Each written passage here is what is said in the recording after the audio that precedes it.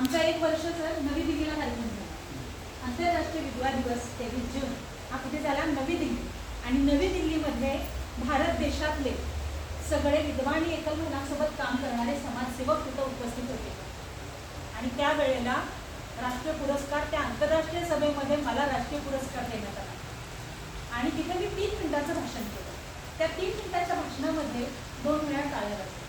असले मुद्दे मी आधी खूप बदलांची भाषणं झाली, पण तुमच्याबद्दलचे काही मुद्दे जे होते, जे ते झाले होते, ते मी मांडले. आणि तेव्हापासून आपल्याला वारंवार आम्ही पत्रव्यवहार करतो, पण आमच्या इकडे कुणीच ऐकलं नाही. आम्ही वारंवार पत्रव्यवहार करतो. जिल्हाधिकाऱ्यांना पत्र दिले, मुख्य कार्यकारी अधिकाऱ्यांना पत्र दिले, परंतु हे जे कर्मचारी असतात ना, असा अनुभव मला आला की हे काय करतात, कुठून कागद आलाय का, त्यांना कागद इम्पॉर्टंट असतो, वरून कागद आलाय का तर आम्ही काहीतरी करू. पण ॲक्च्युली तसं नाही. आता पर्यवेक्षक म्हणून यांना मी किती वेळा ट्रेनिंग दिलेला आहे, तर जे काही आतापर्यंत झालं नाही, परंतु महिला बालकल्याणच्याकडून विभागाकडून जे जे त्यांचे प्रश्न आहेत त्यासाठी काम करण्यासाठीच ते विभाग आहे.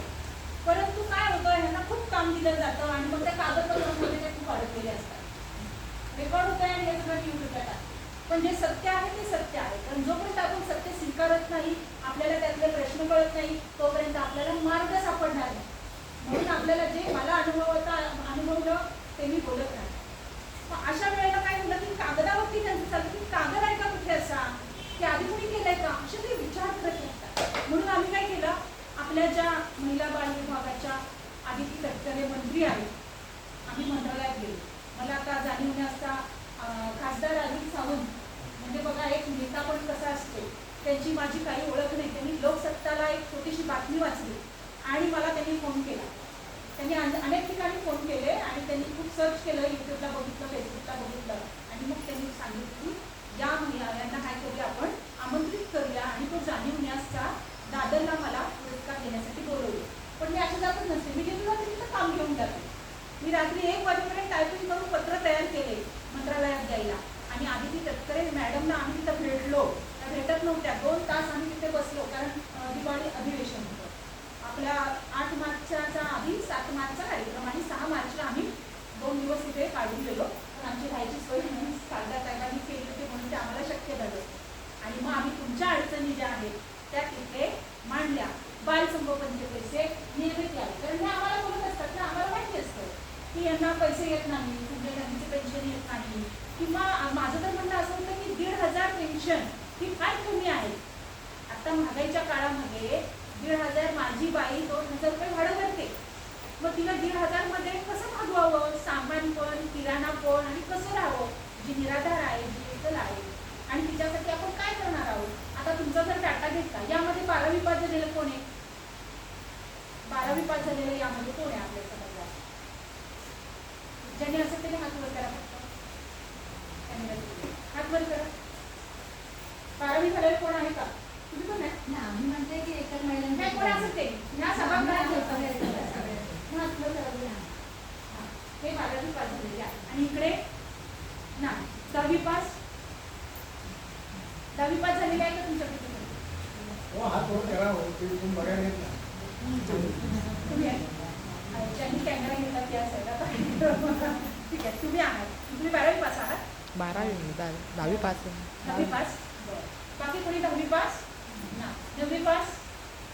तुम्ही ठीक आहे. 3 मार्क. आणि 8वी पास? असू दे, तो तुमचा दोष नाही आहे, तो तुमचा दोष नाही. ही काय झालेलं आहे, शासन कमी पडलं तुमच्याकडे शिक्षण द्यायला. त्याची विविध कारणं असतील, पण शेवटी व्यवस्थेचाच बळी आहे. म्हणजे आता मला जॉब येतात ना, 12वी झाले असेल सांगा 15,000 रुपये. पण आमच्या बायका त्यांना रडत शेवटी सांगितलं, म्हणलं आमचं त्यांचं 12वी शिक्षण नाही, त्यामुळे त्यांना ते. आणि जेव्हा नवरा वाढतो तेव्हा तिच्या पुढे एवढं संकट असतं. आता मुलांना सांभाळायचं, नीतीने जबाबदारी पेलायची कशी, तरी सुद्धा ती पेलते.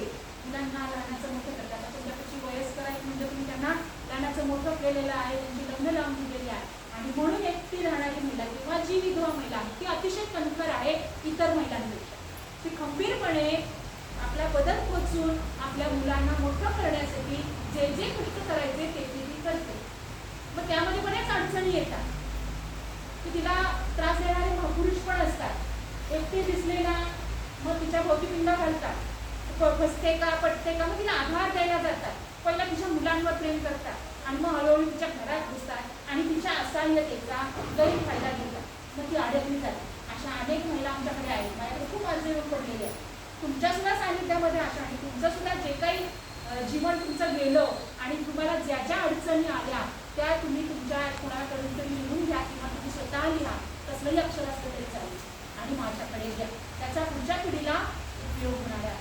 मग आधीची तक्रारीला आम्ही पत्र दिल्यानंतर तिकडून सगळे पत्रव्यवहार झाले आणि आज अख्खा महाराष्ट्रामध्ये प्रत्येक ग्रामपंचायत, नगरपंचायत, नगरपालिका सगळीकडे विधवा महिलांना बोलवून, एकल महिलांना बोलवून त्यांच्याविषयीच्या प्रश्नांची चर्चा सुरू केलेली आहे. आणि हे यश चक्रदेवी सोशल फाउंडेशनचं सुद्धा आहे. त्याच्यामुळे तुम्ही त्याच्यासाठी टाळ्या वाजवा. असं टाळ्या कधीतरी वाजत असतात, कधीतरी वाजवावी, कधीची हे यश म्हटलं की टाळ्या, कोणाचंही यश म्हटलं की तुमच्याकडे टाळ्या आल्या पाहिजे. म्हणजे त्यामुळे तुम्हाला आज विचारलं जाते. तुम्हाला माहिती का, मुख्यमंत्र्यांनी अर्थसंकल्पामध्ये एकल महिला धोरण जाहीर केलेलं आहे. आता अर्थसंकल्पामध्ये यांच्यासाठी कोट्यांची ठेवला जाईल, पण त्यासाठी तुम्ही तुमचे प्रश्न जे जे आहेत ते मांडले पाहिजे, बोललं पाहिजे.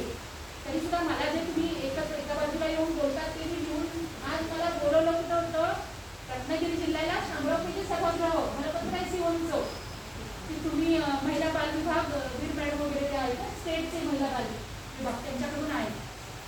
तर म्हटलं आमचा आज 23 जून एकल महिलाचा कार्यक्रम असतो आणि आता मी तिकडे कशी येऊ कार्यशाळेला, मी सीओ मॅडमला मेसेज केले.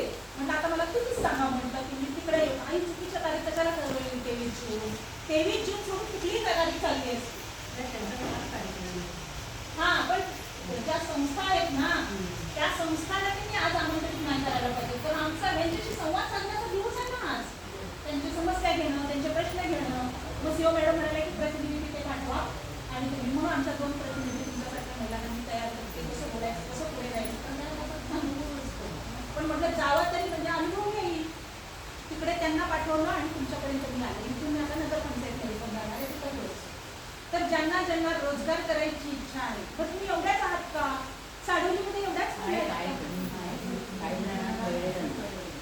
आणि आता तुम्ही आता मी येतील द्या, पण तुम्हाला तुमची भूमिका काय आहे आता की तुम्ही इथून गेल्यानंतर प्रत्येकीला सांगायचे याच्यामध्ये द्वेष, एकमेकींचा तिरस्कार ना, एकमेकींचा राग, हे सगळं सोडून द्यायचं. आता पाणी आहे ना, नदीला आता पाणी येईल ना, काही पाऊस पडायला लागला, त्यात असं सोडून द्यायचं सगळं आणि एकजूट होऊन आपल्या हक्कासाठी रागाला सोडून द्यायचं. जो कोणाच्या मनात राग आहे, मी मला कधीतरी बोलली होती ना, त्यांना कधीचे बचत गट होणार आहे. खास विधवा मुलांचे बचत गट तयार होतील. तुम्हाला जो जो प्रश्न आहे, आता तुम्हाला फिरायची गरज नाही आहे. कागदपत्रांसाठी 1 कागदपत्र पाहिजे असेल तर किती 1 फिरायला त्याच्यासाठी शंका होती, जर ती महिला दुसऱ्या आता चालू बचत गटात असेल तर आता जो विधवा महिलांचा, एकल महिलांचा बचत गट स्थापन करायचा तर ती त्याच्यातून याच्यावर डबल चालते का? हे सगळ्यांना माहिती. डबल नाही चालणार. जर तुम्ही बचत गटात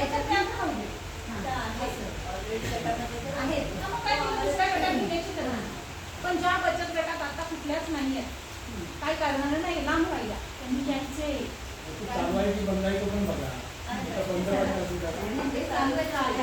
तिला विचारा की तिला अजून काय, कारण जर 10 महिलांचा बचत गट असेल आणि त्या बचत गटामध्ये एखादी विधवा एकल महिला असेल तर तिला जरा जास्त आपण आधार द्यायचा. इतरांपेक्षा तिच्यासाठी नियम जरा आम्ही आता ते दिलंय सगळं. आता तुमचं धोरण आखलं जात आहे ना, त्याच्यामध्ये सांगितलेलं आहे की कोर्ट कचेऱ्यांमध्ये तिच्याकडून इतरांप्रमाणे फी घेतली जाऊ नये. विधवा आणि एकल महिलांची, आता मी ते पत्र आणलं पण मी फोटो पाठवलाय, विधवा आणि एकल महिलांची पाणीपट्टी आणि घरपट्टी माफ व्हावी, अशा प्रकारच्या आम्ही मागण्या केलेल्या आहेत. आता तुमच्यासाठी अर्थसंकल्पामध्ये चांगले पैसे ठेवले जातील, तुमच्यासाठी धोरण आखलं जात आहे. कोर्ट कचेऱ्यांमध्ये इतरांप्रमाणे तिच्याकडनं फी घेतली जाऊ नये. बघा, एक बिल्डिंग असते, त्या बिल्डिंगमध्ये एकटी महिला राहत असते, त्यावेळेला सगळेजण काय करतात, मेंटेनन्स 1000 रुपये काय असतील ते भरतात, परंतु तिला कोणाचाच आधार नसतो. त्यावेळी सगळ्यांनी बसून तिला कसं कचाट्यात आणता येईल आणि हे पैसे तू द्यायचेच आहेत, नाही तर तुझं पाणी कट करणार, नाही तर तुझं लाईट कट करणार, असल्या धमक्या तिला द्यायच्या नाही. स्पष्ट लिहिलेलं आहे. तिचं जे पाठवते. उलट या सगळ्या बिल्डिंग मधल्यांनी एकत्र बसून तिला काय हवं आहे, तिची काय गरज आहे, मग तिने मरावं का त्याच्यामध्ये, वाईट मार्गाला लागावं का मरून जावं, एक माणुसकी जिवंत ठेवून तिला सगळ्या समाजाने सपोर्ट करावा, सगळ्या माणसांनी तिला सपोर्ट करावा आणि तिचं दुःख हलकं करावं, हे आजच्या दिवशी अपेक्षित आहे. म्हणून आम्ही सगळ्या समाजाला आवाहन करतो की अशा महिलांना तुम्ही काय करा, सपोर्ट करा. तिच्या मुलांना काय पाहिजे असेल तर ते सांगा. गेल्या वेळेला आम्ही 40 मुलांना वया, दप्तर, गणवेश असं वाटप केलं. सर सुद्धा, जाधव सर सुद्धा फार त्यांना म्हणजे तळमळीनं काम करणारे आहेत, त्यांना सुद्धा तुमच्याबद्दल खूप आस्था आहे. तर आमच्या कुठल्याही मिटिंगला न थांबता आज ते तुमच्याच मिटिंगसाठी, तुमच्यासाठी त्यांनी वेळ दिलेला आहे. म्हणून त्यांच्यासाठी एकदा आपण जोरदार करायचं. असे सरपंच भेटणं सुद्धा आपल्याला आपलं भाग्य आहे. आमच्याशी पाठीशी उभे राहणारे तर सगळ्या हे जे आता बोलत आहेत ना, ते एक ध्यान करा. ते 5 जण तरी तयार झाला पाहिजे, कमीत कमी काहीतरी उद्योग, काहीतरी काम. दुसऱ्यावर डिपेंड राहू नका. तुमच्याकडे बघा, या बघा कशा आहेत. आपली तयारी ठेवायची. दुनिया काय म्हणते, दुनिया काय कोणाला चांगलं म्हणणार नाही, आपणच आपल्याला चांगलं म्हणणार. आणि तिला नावच ठेवलं जातं. हा काय रे? हा, किती छान प्रश्न आहे मॅडम. यांचा नाव घ्या, हेच आज घडायला पाहिजे. त्यांचं नाव घ्या. तुला काय बोललं, नाव आहे माझं, तू बोलू शकते. मला पण घरासाठी जागा काय नाही, जागा नाही, घर नाहीये. भाड्यानंच आहे ना. त्यांचं नाव घ्या आणि यांची अडचण घ्या. त्यांचं नाव, फोन नंबर आणि त्यांची अडचण. घर नाहीये दोघींचं. कोणाचा राशनीचा प्रश्न आहे? तुझा राशनीचा एक प्रश्न आहे. एक माझा पण इकडे पण घे. बस वाटलं आता काय म्हणतो बघा. त्याच्यात आपण जे काय म्हणतो, ओपन मध्ये जागा राहतात ना, प्लॉटिंगमध्ये. तिथं कसे चेंजेस करता येतात ते तुम्ही माहिती. त्यांचं काय नाही, यांना काही नाही. आपण आता ही प्रश्न घ्यायचे. माझं नाही.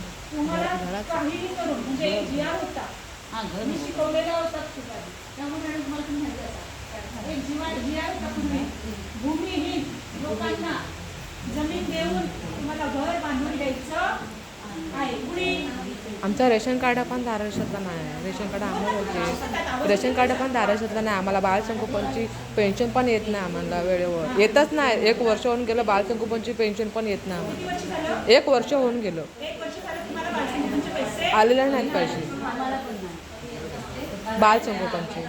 आता मॅडम तुम्ही यातले बालसंगोपनचे कोणाकोणाचे येत नाही त्याची यादी करा. एक 4-5 सांगता मी काय सांगितलं. हा मुलगा बघा काय करा, बालसंगोपन वेगळं, रॅशन वेगळं, जागा घर ज्या सोयी आहेत त्या आम्हाला भेटत नाहीत. त्यामुळे असं तुम्ही बोला जिथे संधी आणि एकत्र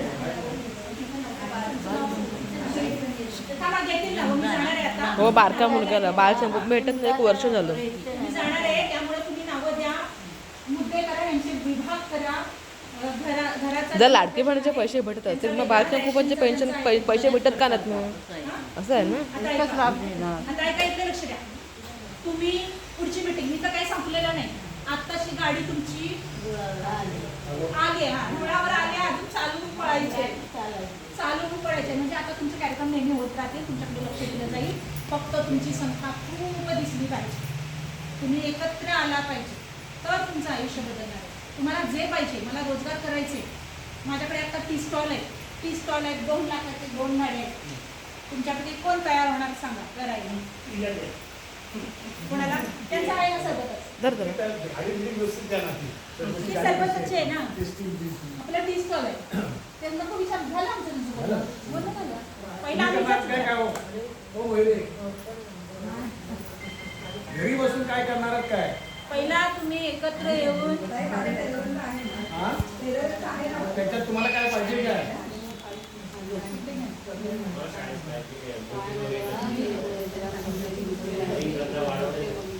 स्टॉलच्या कसल्या गाड्या आहेत मॅडम? स्टॉलच्या कसल्या आहेत? गाडी कसली आहे स्टॉलची? ती स्टॉल तुम्हाला माहिती ती आपल्या याची ना? तुम्ही आलेल्या कार्यक्रमाला तेव्हा होती. हां हां ती पत्रिस माझा फोटो घ्यायचा, मला पेपरला द्यायला लागणार आहे. चला मला जायचं.